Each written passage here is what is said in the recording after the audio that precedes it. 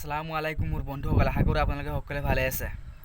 মোৰ বন্ধুসকল, নাস্তিকসকলে এটা প্ৰশ্ন কৰা দেখা যায় যে আল্লাহে যদি সকলোবোৰ আগৰ পৰাই লিখি ৰাখিছে তেনেহ'লে চুৰ কৰিলে মোৰ দোষ ক'ত, বা জাহান্নামত মই মোৰ গুনাহৰ কাৰণে যাম কিয়?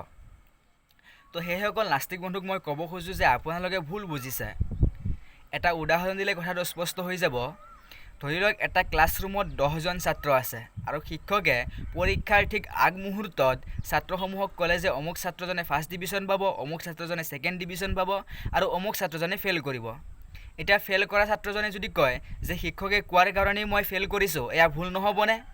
মোৰ বন্ধু, আল্লাহে সকলো জানে। আল্লাহ শিক্ষকতকৈ ডাঙৰ শিক্ষক।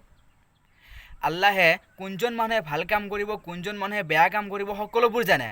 কোনজন মানুহে চুৰ হ'ব, কোনজন মানুহে আল্লাহৰ ইবাদত কৰিব, আল্লাহে সকলোবোৰ জানে আৰু আল্লাহে সেয়ে আগতে লিখি ৰাখিছে।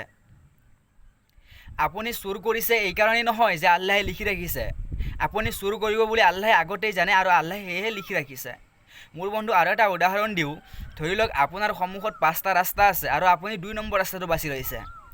এতিয়া আপুনি ক'ব নেকি যে আল্লাহে লিখি ৰাখিছে বাবে মই 2 নম্বৰ ৰাস্তাটো বাছি লৈছোঁ? এয়া ভুল নহ'বনে?